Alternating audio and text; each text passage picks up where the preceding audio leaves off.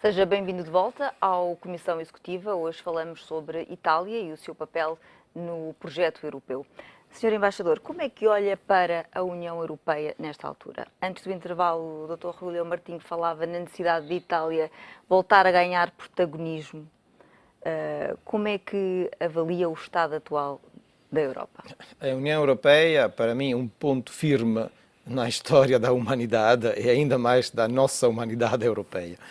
Eu não consigo realmente imaginar o nosso futuro sem a União Europeia. Podemos decidir que tipo da União Europeia queremos, se uma União Europeia mais federalista, uma União Europeia mais estadualista, digamos, com mais poder aos governos, mas de qualquer forma não podemos dar passos para trás. Este é o primeiro ponto. O segundo ponto, estamos perante uma situação difícil. Temos conseguido ultrapassar o momento mais crítico, o momento em que até o euro podia cair vítima, digamos, da crise mundial, mas nem todas as dificuldades, como prova o caso da Grécia, estão ultrapassadas. Estamos mais fortes, é preciso negociar até o fim.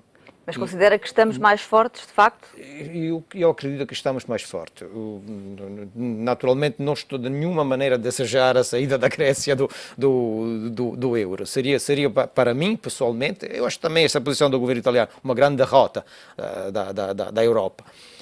Mas, mesmo se isto devesse acontecer, porque assim o quer o povo grego, ou porque não há condições para a Grécia ficar no euro, bom, neste caso, eu acredito, estou totalmente confiante de que a Europa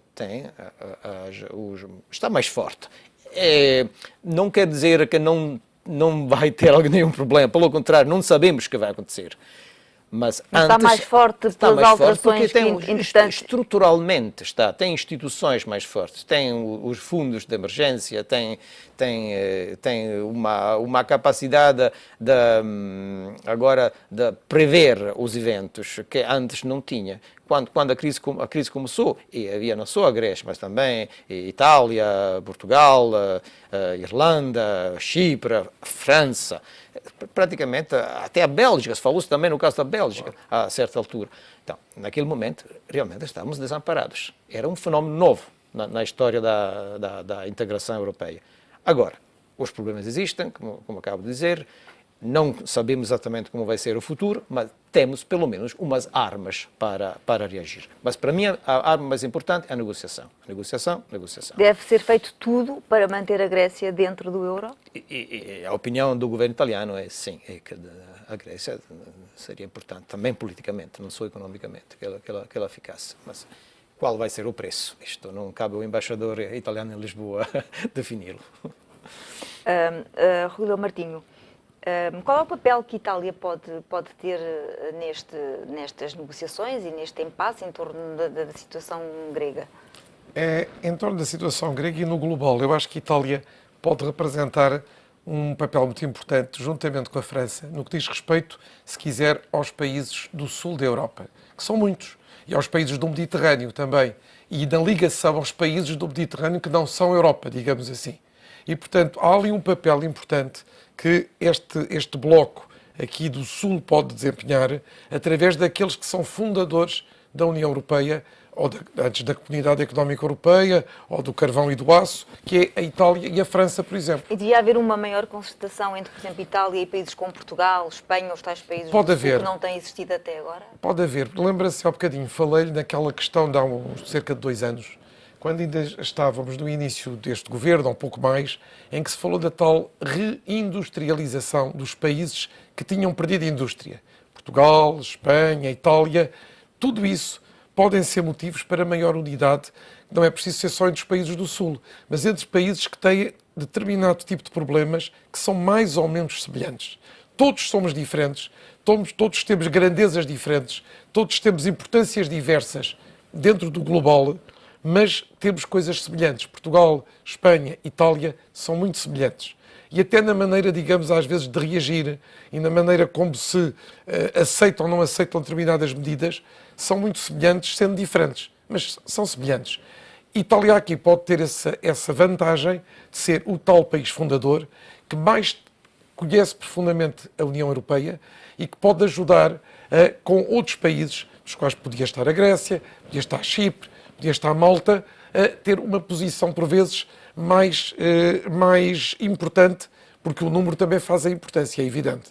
Por outro lado, eu penso que a Itália tem neste momento um grande desafio, que é estar numa zona muito complicada. Politicamente é uma zona que, com a chegada dos imigrantes ilegais, a Itália, parece que o problema é só italiano, e não é. É um problema de toda a Europa, e é um problema que tem que ser resolvido conjuntamente. Depois tem um vizinho mais próximo, que é o caso da Grécia, e também aí o problema, que o Sr. Embaixador disse, é tentar resolver pela positiva e não deixar que a Grécia saia da Europa, resolvendo os seus problemas, não sei a que custo, também o disse bem, mas vamos ver. E, portanto, há todo aqui um papel importante que, por exemplo, para o norte da Europa é desempenhado pela Alemanha, por exemplo, no que diz respeito à Holanda, aos países do Benelux, etc. E, portanto, com tudo isto, eu penso que a Europa, num todo, deve ser una, mas deve ter determinado tipo de nuances diferentes. E realmente o Sul é diferente e deve ter um bocadinho, digamos, a capacidade de afirmar essa diferença, não porque seja menor a importância ou a grandeza do que os países do resto da Europa, mas porque há características comuns nestes países. E há também proximidades como esta do Mediterrâneo que trazem vantagens, mas, por exemplo, neste momento, a questão da imigração ilegal traz um problema muito grave para a Europa. E, portanto, o papel da Itália parece-me que será sempre muito fulcral, quer no Sul, quer na Europa no geral. Sr. Embaixador, a crise das dívidas soberanas teve como desvantagem acentuar as clivagens entre o Norte e o Sul.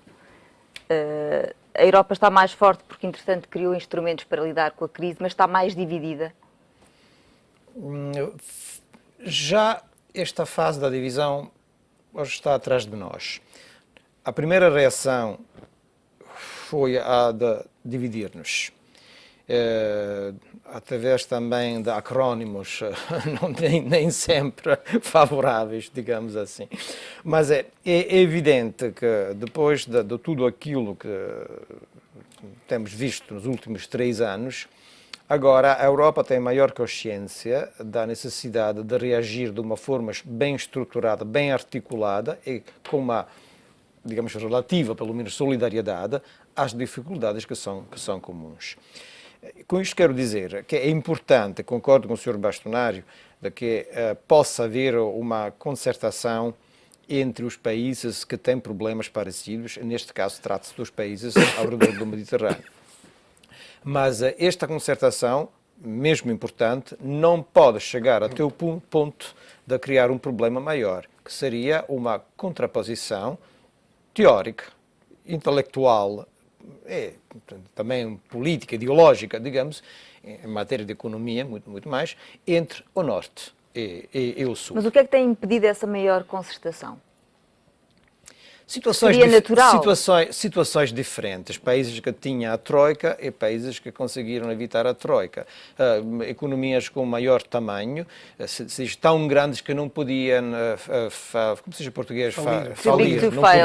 Não podiam, too big to fail, que não podiam falir, e economias que não sabe porquê, podiam falir. Não, eu não concordo. Mas, evidentemente, a diferença de tamanho determinou rumos diferentes. Mas, apesar disso, houve um suficiente nível de diálogo, de concertação entre os países mediterrâneos. Não foi um diálogo sistemático, não foi um diálogo estruturado em cimeiras ou algo mais formal, mas, de qualquer maneira, eu acho que se conseguimos passar pelos momentos mais difíceis com sucesso, foi também porque houve este diálogo.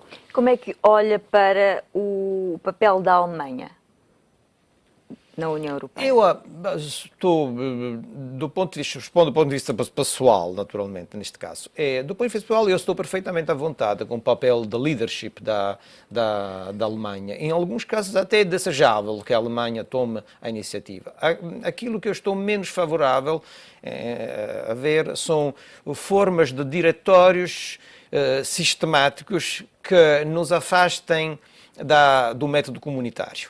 Mas é isso que tem estado, de facto, a acontecer. Há fórmulas, houve momentos em que isto aconteceu durante os últimos 10, 15 anos. É compreensível porque, de repente, é preciso ter eu não sei como se diz em português, a locomotiva, se diz para locomotiva. É preciso ter locomotivas. Então, e a Alemanha é o motor da Europa. A Alemanha é indubitavelmente o motor da Europa. Em determinados casos foi necessário agregar a França à Alemanha, agregar também a Itália, também não deixar de fora os ingleses. Agora também um formato, se diz formato em português, chamava Fórmula Big Six, que inclui a Espanha e a Polónia. Então eu não tenho nada contra o facto, as circunstâncias de que determinadas ideias motrizes se produzam dentro de esquemas deste tipo, mas devem ser ideias depois discutidas, segundo o método comunitário, com todos os membros da União Europeia. Mas sobre a Itália, a Itália devia de facto assumir um papel de maior protagonismo. Eu acho que a Itália já tem, sinceramente, eu acho que a Itália não deixou de ter um papel de protagonismo. Houve situações em que a Itália tomou posição contra a linha predominante na Europa e o curso da Europa virou relativamente... A sua fragilidade económica tem também, ou tem tido implicações ao nível político? E do seu papel político na União Europeia? Se diria que sim, na fase inicial da crise, quando havia uma situação também de fragilidade política, não só de fragilidade económica, na Itália. Como justamente colocou o Sr. Bastonari, a ideia é que ultimamente a situação tem mais estabilizado. Isto não quer implicar necessariamente um julgamento negativo sobre os anteriores governos, porque fizeram o próprio papel, mas a história às vezes corre para um país, às vezes corre bem, às vezes corre mal. Agora, a partir dos últimos anos, a Itália retomou uma determinada capacidade de influir sobre as decisões da Europa. E hoje estamos a ver agora exatamente com o problema das quotas dos imigrantes. Não temos conseguido o resultado que gostaríamos de conseguir, mas pelo menos a questão que estava totalmente fora do debate europeu foi introduzida. Os parceiros europeus não estão a mostrar a solidariedade devida para a resolução deste problema da imigração ilegal? Itália gostaria de ver mais não gostaria ajuda. de falar em falta da solidariedade. É uma expressão que deixaria aos políticos. Eu diria que há países que têm, sinceramente, receios de não conseguir assumir responsabilidades para além de um certo limite. É preciso negociar e fazer com que pelo menos o princípio seja aprovado. O princípio da solidariedade, do apoio à Itália. Já houve progressos no último Não é um problema Conselho... só da Itália, isto com certeza. O Sr. Bastonari colocou muito bem o assunto. Isso foi reconhecido no último Conselho Europeu, em que foi aprovado um novo plano, em sua opinião? Em termos de princípio, sim. Como traduzir o princípio em atuação em quotas, isto já é mais complicado. Mas parece-lhe que as coisas vão mudar, efetivamente, ou vai ser muito difícil? Não sei. Não tenho condições para fazer prognósticos sobre a atitude de outros países. Rui Martinho, o nosso Primeiro-Ministro, Pedro Passos Coelho, tem insistido muito nos últimos tempos na criação de um Fundo Monetário Europeu. Sim.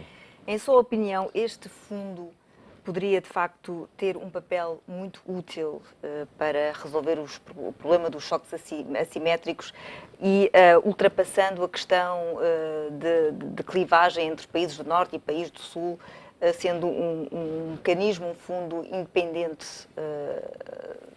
dos Estados propriamente ditos e da decisão política dos Estados-membros? Eu acho que a Carla, da sua pergunta, já pôs as vantagens que podem advir desse fundo. Eu não sei se foi só o Sr. Primeiro-Ministro que falou nisto, mas penso também que o Sr. Governador também falou Também. nisto. E, portanto, são conhecedores, sobretudo o Sr. Governador, pela prática, por vezes até ingrata, de casos que o Banco de Portugal tem que supervisionar e regular. São pessoas que conhecem profundamente como é que as coisas funcionam. E, portanto, eu penso que um Fundo Monetário Europeu trazia essas vantagens, que era a solidariedade, a subsidiariedade, ficava dentro do território europeu. E, portanto, talvez até fosse melhor aceito pelos países depois das intervenções que o Fundo precisaria de fazer. Isto não quer dizer que o atual Fundo Monetário Internacional não tenha o seu papel. Aliás, repare que também apareceu, entretanto, um Fundo Monetário com a China como líder, do qual Portugal também tem uma cota, portanto, para outras paragens. Portanto, é natural que a Europa vá, de acordo com o que disse o Sr. Embaixador e que a Carla há pouco falou, vá criando mecanismos que não tinha. Porque a Europa, eu penso que se preparou politicamente em termos de anos e anos daquilo que foi conseguindo, do alargamento, da adesão dos países, mas não estava de todo preparada para uma crise como aquela que nós tivemos. E nós vimos agora, passado desde 2007, 2008 até hoje, o que é que já foi feito na Europa. Mecanismos que não existiam, regulações que não existiam, a questão dos países se também terem que se defrontar com situações que eles próprios não tinham tido antes. E, portanto, eu penso que depois dessa fase toda, vamos entrar numa fase de estabilidade, criação ainda mais desses mecanismos, dos quais o Fundo, a questão dos orçamentos de Estado, haver, portanto, um órgão que a partir da sede, digamos, da Comissão Europeia e da União Europeia faça a coordenação dos orçamentos, a coordenação dos déficits, veja os desvios, veja a tempo de prevenir e, portanto, eu penso que os próximos anos, e até também com o plano do Sr. Juncker e com os fundos europeus de coesão e de auxílio, os próximos anos poderão ser de avanço em termos europeus.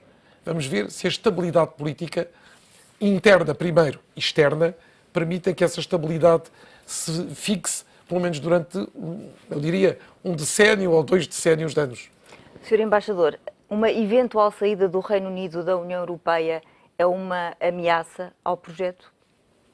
Que consequências poderia ter sobre O a Brexit União Europeia? é um salto no buio, é pular dentro da oscuridade. Não sabemos o que vai acontecer. Eu gostaria de sempre ver o Reino Unido dentro, porque isto é positivo em termos de poder no mundo da União Europeia.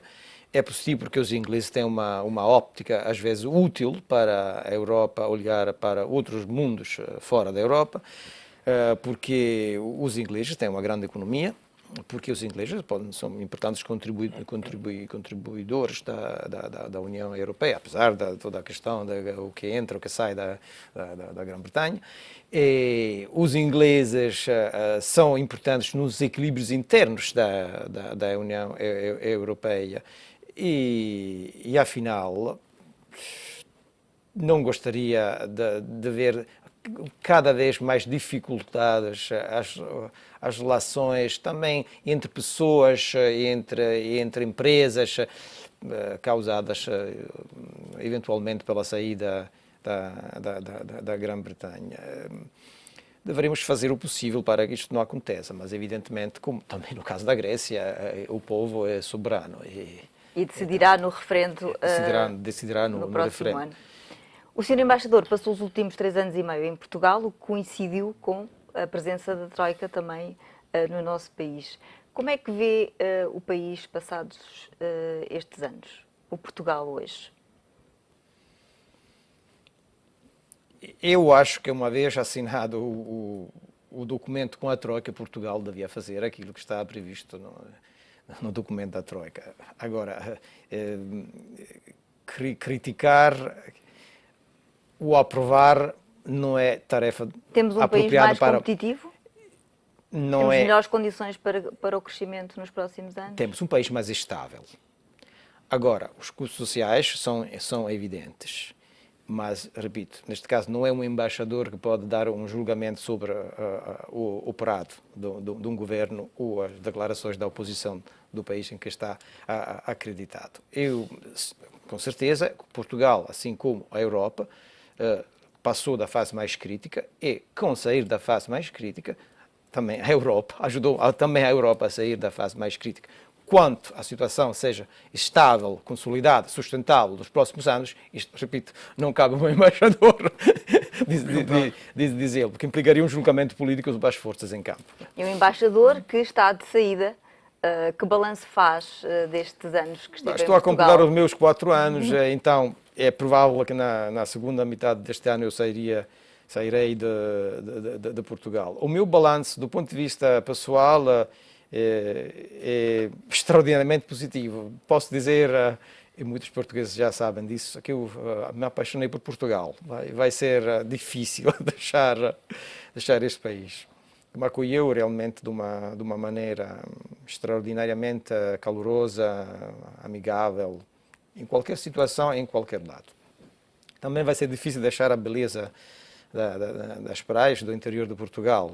Eu gosto da Serra da Estrela, assim como do Algarve e do Norte, e do Minho. Realmente me apaixonei por Portugal. Do ponto de vista do trabalho, não foi sempre fácil, mas nem tanto, pela razão de ter como counterface, digamos, os portugueses. Não, o meu trabalho foi difícil porque numa fase em que a Itália também está a cortar pessoal, recursos financeiros, programas. Também para um embaixador não é fácil programar e atuar e manter os objetivos. Respeitar os objetivos definidos. Então, foi difícil. Então, mudar de trabalho talvez não seja mal para a saúde, mas vai ser, repito, realmente muito difícil deixar a Lusitânia. Muito obrigada pela vossa presença neste programa, o Comissão Executiva, que hoje fica por aqui. Obrigada pela companhia.